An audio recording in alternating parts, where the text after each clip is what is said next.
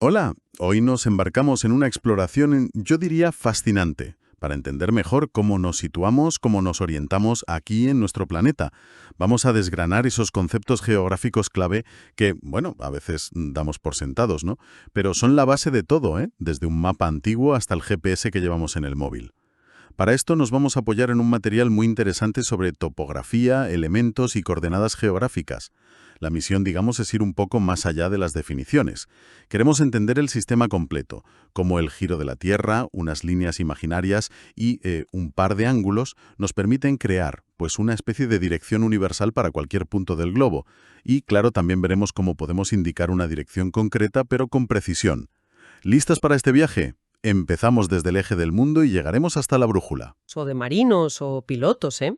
Entender bien cómo funciona la latitud, la longitud o por qué una brújula, por ejemplo, no apunta exactamente al polo norte geográfico, pues nos ayuda a interpretar muchísima información, desde noticias sobre el clima hasta, bueno, cómo funciona la tecnología que usamos cada día. Es como tener las claves, digamos, para leer el manual de instrucciones del planeta. Propongo que empecemos por lo más básico, por la estructura fundamental de la Tierra y cómo se mueve. Creo que es el punto de partida lógico para todo lo demás. Perfecto, perfecto. Vamos a la raíz entonces. El eje terrestre. Lo primero que nos viene a la mente, supongo, es esa línea imaginaria que atraviesa la Tierra de norte a sur, ¿verdad? Alrededor de ella es donde nuestro planeta, bueno, da vueltas cada día. Es curioso pensar que esa línea invisible apunta casi directamente a la estrella polar, al menos en nuestra época, claro. Y claro, los puntos donde ese eje imaginario pincha la superficie, pues son los polos. Ajá. El polo norte, allá arriba en el Ártico, Y el sur en la Antártida, claro. y el polo sur en la Antártida. Son como los dos puntos fijos en toda esa rotación, ¿no? Eso es. Y aquí viene un detalle que es crucial y que a veces, bueno, se pasa un poco por alto. Ese eje no está perfectamente vertical respecto a nuestra órbita alrededor del Sol. Tiene una inclinación. Son unos 23 grados y medio, aproximadamente. La fuente que manejamos da un valor más preciso, 23 grados y 27 minutos. Puede parecer poco, pero fíjate, esa inclinación es la gran responsable de que tengamos estaciones. Claro, tiene todo el sentido. Si el eje estuviera recto, vertical, la luz del sol incidiría siempre igual sobre cada punto a lo largo del año. No habría veranos ni inviernos como los conocemos, supongo. Exactamente. Esa inclinación, combinada con el movimiento de traslación de la Tierra alrededor del Sol, el que dura un año, es lo que hace que distintas partes del planeta reciban luz solar de forma más directa o más inclinada según la época.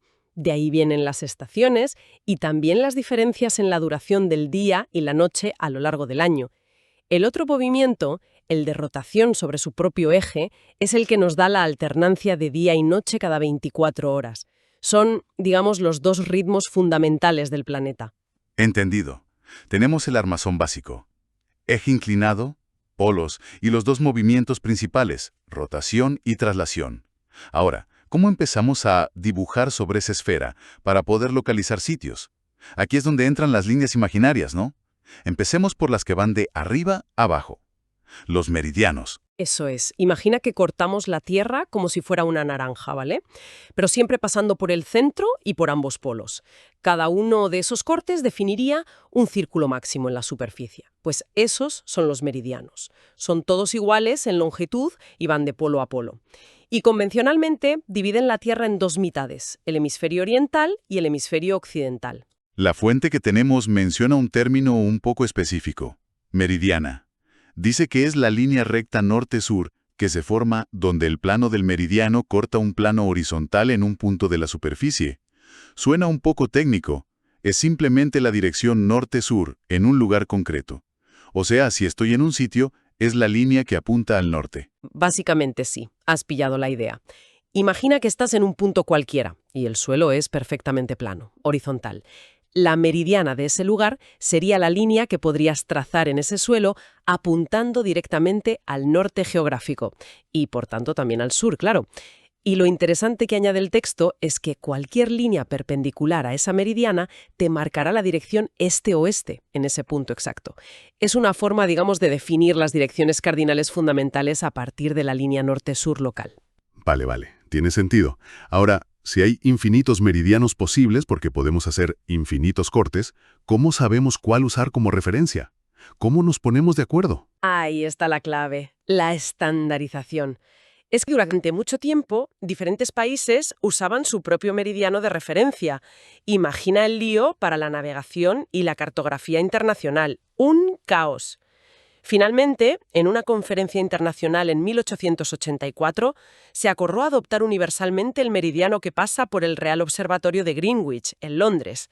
El de Londres, sí. Eso es, en Londres, como el meridiano cero o meridiano de referencia. ¿Y por qué justo Greenwich? ¿Había alguna razón especial más allá de que, bueno, los británicos tuvieran mucha influencia naval y comercial en esa época? Hombre, la influencia británica y su poderío naval fueron determinantes, no nos engañemos.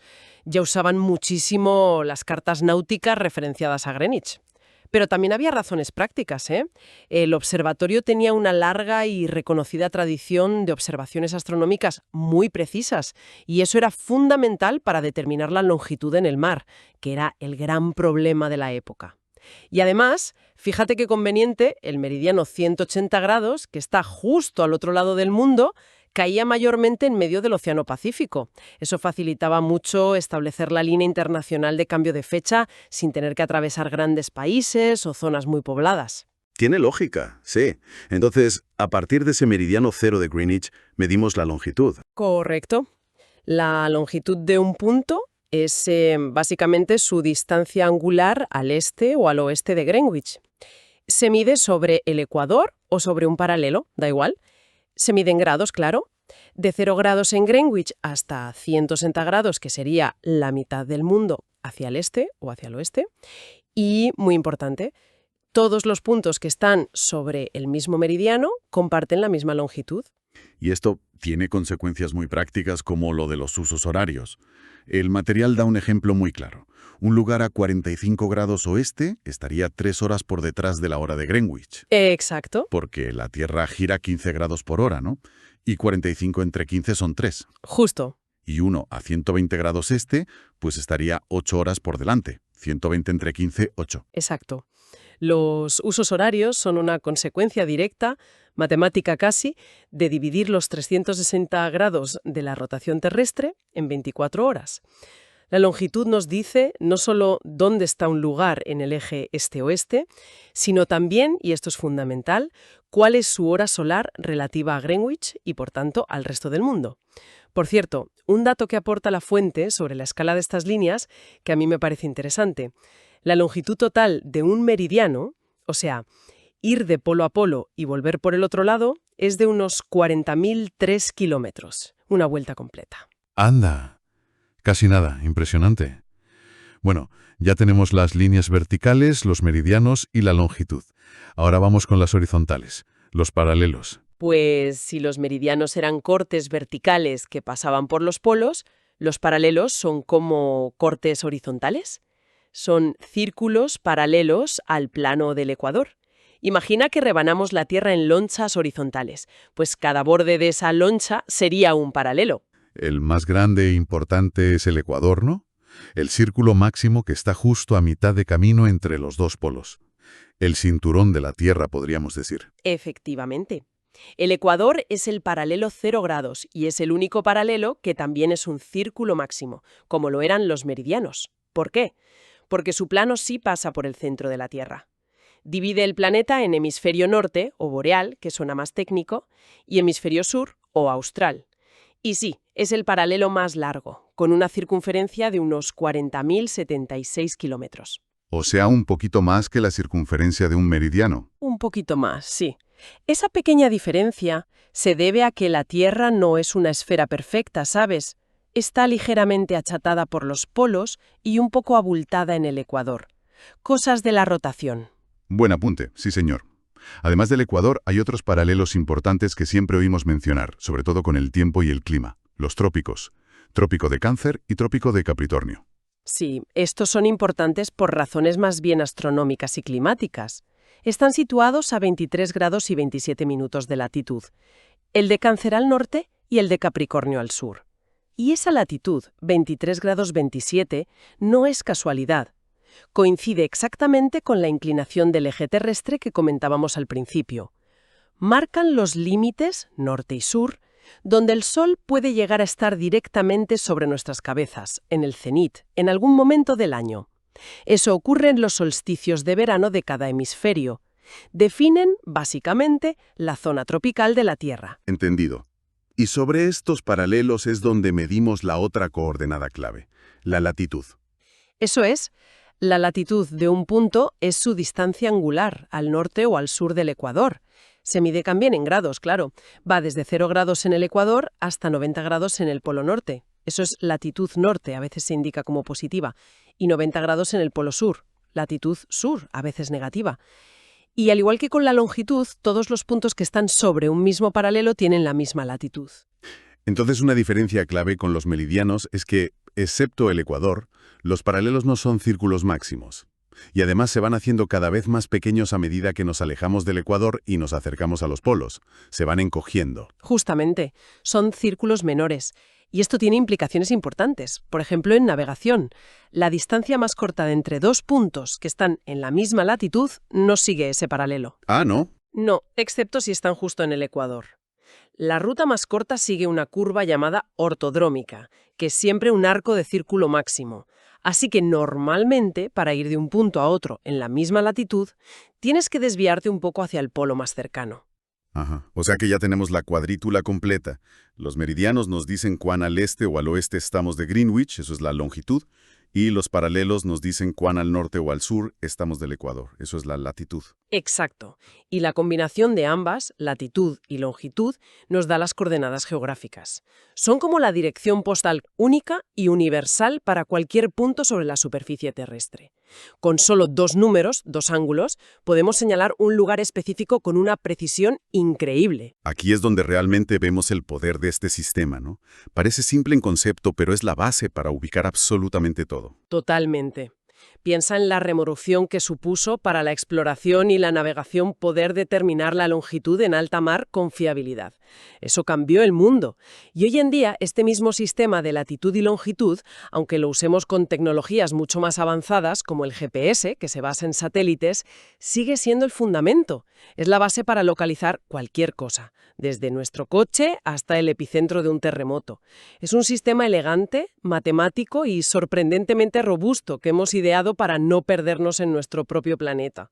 Define, como decíamos, de forma inequívoca la posición. Vale, perfecto. Ya sabemos cómo localizar un punto. Pero a menudo necesitamos saber hacia dónde ir. Necesitamos indicar una dirección. Y lo más básico para eso son los puntos cardinales. Sí, ese es el sistema más intuitivo y universal, yo creo. Está basado en fenómenos que podemos observar directamente. La posición del Sol, al salir, este o levante, y al ponerse, oeste o poniente. Y luego la referencia a los polos, norte o septentrión, sur o meridiano. Si te orientas mirando al norte, pues el sur queda a tu espalda, el este a la derecha y el oeste a la izquierda. Tan simple como eso. Y para un poco más de detalle, tenemos los intercardinales. Nordeste, sudeste, sudoeste, noroeste. Son como nuestra brújula mental básica, ¿no? Exacto. Funcionan muy bien para indicaciones generales o cuando no necesitamos una precisión milimétrica. Son la base de nuestra orientación espacial desde siempre. Desde siempre, vaya.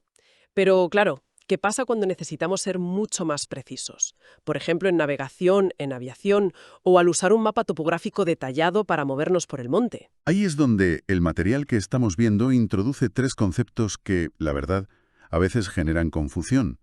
Azimut, rumbo y orientación. La clave parece estar en que no todos se miden respecto al mismo norte. Esto suena a que se puede complicar un poco el tema de los nortes. Puede parecerlo al principio, sí, pero en realidad es bastante lógico si pensamos en las herramientas y referencias que usamos en cada caso. Hay, fundamentalmente, tres nortes relevantes que tenemos que distinguir. Primero, está el norte geográfico o verdadero. Es la dirección del polo norte geográfico, o sea, el punto norte del eje de rotación terrestre. Es una dirección fija y real en el planeta. Segundo, el norte magnético. Es la dirección que señala la aguja de una brújula.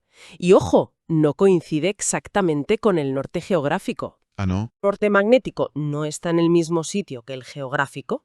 Y además, para complicarlo un poco más, se desplaza lentamente con el tiempo. Vaya. Y tercero, tenemos el norte cartográfico o de la cuadrícula. A veces también lo llaman norte de Lambert, por la proyección. Es la dirección que indican las líneas verticales, los meridianos, dibujados en un mapa plano. Como representar una esfera en un plano siempre implica alguna distorsión, eso son las proyecciones cartográficas, esta dirección norte del mapa tampoco coincide exactamente con el norte geográfico, excepto quizá en algunos puntos o líneas concretas del mapa. Vale. 3 nortes distintos. Eso explica por qué necesitamos términos diferentes para los ángulos medidos desde cada uno. A ver, empecemos por el azimut. El azimut, a veces se escribe con H al final, azimut, es el ángulo horizontal medido siempre en el sentido de las agujas del reloj, desde el norte geográfico, el verdadero, hasta la dirección del objeto o punto que nos interesa. Varía de 0 grados, que sería el norte, hasta 360 grados, que es volver al norte. Es el que se usa mucho en astronomía, en geodesia, la ciencia de medir la Tierra, y a menudo en contextos militares o de navegación muy precisa, donde se requiere la referencia al norte verdadero, al real. Imagina un topógrafo midiendo el ángulo exacto hacia un punto de referencia lejano desde el norte verdadero. Eso sería un azimut. De acuerdo. Azimut iguala a ángulo desde el norte verdadero. ¿Y el rumbo? ¿Qué es entonces el rumbo? El rumbo es el ángulo medido, también en sentido horario, de 0 a 360 grados, pero esta vez desde el norte magnético, es decir, el que te indica la aguja de la brújula. Este es el ángulo que usamos directamente cuando navegamos con una brújula. Si la brújula te dice que tu destino está a un rumbo de 90 grados, pues irás hacia el este magnético. A veces, como menciona la fuente, se usan también rumbos de cuadrante, por ejemplo decir N 45 grados E, que significa 45 grados hacia el este desde el norte magnético. Pero bueno, es menos común en la práctica moderna que el sistema de 0 a 360. Entendido. Rumbo es el ángulo desde el norte magnético, el de la brújula. Vale. Y nos queda la orientación. La orientación, según la definición de esta fuente al menos, es el ángulo medido desde el norte cartográfico o de la cuadrícula del mapa que estemos usando en ese momento. También se mide en sentido horario de 0 a 360. Este ángulo es el que mediríamos directamente sobre un mapa plano con un transportador de ángulos, usando las líneas verticales de la cuadrícula como referencia en norte-sur. Es muy útil cuando trabajamos directamente sobre el mapa, por ejemplo, para planificar una ruta antes de salir. Entonces, resumiendo, tenemos 3 ángulos distintos: azimut, rumbo, orientación, porque tenemos 3 referencias norte diferentes: geográfico, magnético, cartográfico. Tiene sentido. Pero, a ver, si estoy en un punto concreto, ¿cómo sé la diferencia entre ellos? ¿Son muy distintas esas direcciones norte en la práctica? ¿Varía mucho? Pues sí, pueden serlo, y bastante. Y ahí radica la importancia de entender las correcciones que hay que aplicar. La diferencia angular entre el norte geográfico y el norte magnético se llama declinación magnética. Este valor varía muchísimo dependiendo de dónde estés en el mundo y, como decíamos antes, también cambia con el tiempo porque el polo magnético se mueve. Los mapas buenos suelen indicar la declinación para un año concreto y su variación anual estimada. Puede ser declinación este, si el magnético está al este del verdadero y se considera positiva, u oeste negativa. En algunos lugares es casi 0, pero en otros puede ser de 15, 20 grados o incluso más. Ignorar la declinación al pasar de un rumbo de brújula a una dirección en el mapa, o al revés, es una receta perfecta para perderse. Ah, vale. O sea que eso es crucial. Si yo sigo mi brújula sin corregir la declinación, pensando que voy al norte del mapa, en realidad no iré en la dirección que creo. Me desviaré. Exactamente. Te desviarás un ángulo igual a la declinación. Y de forma similar existe la convergencia de meridianos o simplemente convergencia. Este es el ángulo entre el norte geográfico y el norte cartográfico, el de las líneas del mapa. Esta diferencia surge por la propia proyección del mapa, por intentar aplanar la esfera, y también varía según donde estés en la hoja del mapa. Y luego estaría la declinación Lambert, aunque a veces se le llama de otras formas, como variación de la cuadrícula. Esta relaciona el norte magnético directamente con el norte cartográfico del mapa. Los mapas topográficos detallados, los buenos, suelen incluir un pequeño diagrama en la leyenda que muestra estas 3 direcciones norte, verdadero, magnético y de cuadrícula, y los ángulos entre ellas para esa zona específica del mapa, y para un año determinado. Hay que fijarse bien en eso. Uf, parece un pequeño rompecabezas, la verdad. Pero es vital para usar mapa y brújula juntos correctamente. Tienes que saber qué norte estás usando en cada momento y cómo convertir entre ellos usando esas correcciones, esos ángulos. Precisamente. No es tan complicado una vez que le pillas el truco, ¿eh? Piensa que son como 3 idiomas distintos para hablar de direcciones y necesitas saber las reglas de traducción, que son la declinación y la convergencia, para comunicarte correctamente entre tu brújula, el mundo real y tu mapa. Muy bien, muy bien. Creo que hemos hecho un buen recorrido, ¿eh? Empezamos con la estructura básica de la Tierra, su eje inclinado, los polos. Luego trazamos esa red invisible de meridianos y paralelos que nos permite definir la latitud y longitud, las coordenadas geográficas universales. Ya sabemos cómo encontrar un punto. Y finalmente nos hemos metido en el detalle de cómo definir una dirección con precisión, entendiendo la diferencia fundamental entre azimut respecto al norte geográfico, el verdadero, rumbo respecto al norte magnético de la brújula y orientación respecto al norte del mapa. Y sobre todo la necesidad de aplicar correcciones como la declinación magnética para no liarla. Ha sido una excelente síntesis, sí, de estos pilares de la geografía y la orientación. Todo, además, extraído de las ideas que presentaba el material de referencia que teníamos. Y al hablar de la precisión necesaria en estos ángulos y mediciones, la verdad es que surge una reflexión final que me parece interesante. Hemos visto que existen pequeñas diferencias angulares entre los distintos nortes y que necesitamos corregirlas con cuidado. Ahora, pensemos en las implicaciones a gran escala. ¿Qué pasaría si hubiera pequeños errores al medir estas coordenadas, al calcular la declinación o la convergencia o incluso al aplicar las correcciones? En un viaje corto, a pie, un error de medio grado quizás no importe mucho, te desvías unos metros. Pero ¿qué ocurre en la navegación transoceánica, donde ese pequeño error angular se va magnificando kilómetro tras kilómetro durante días? O pensemos en la ingeniería civil, al construir un túnel muy largo bajo una montaña, empezando desde ambos lados, o un puente gigantesco que atraviesa un estrecho, necesitan encontrarse en el medio con una precisión milimétrica, ¿no? ¿Cómo afecta la precisión de estos conceptos geográficos fundamentales que hemos estado viendo a la viabilidad y, sobre todo, a la seguridad de esos proyectos monumentales? Da que pensar, ¿verdad? Es una excelente pregunta para quedarse dándole vueltas, ¿sí? Nos recuerda que detrás de algo tan cotidiano como mirar un mapa o usar el GPS del coche, hay un sistema de medición y cálculo increíblemente preciso. Un sistema donde pequeños detalles tienen consecuencias enormes. Nos deja claro la importancia crítica de la precisión en este lenguaje geográfico que hemos explorado hoy. Muy interesante.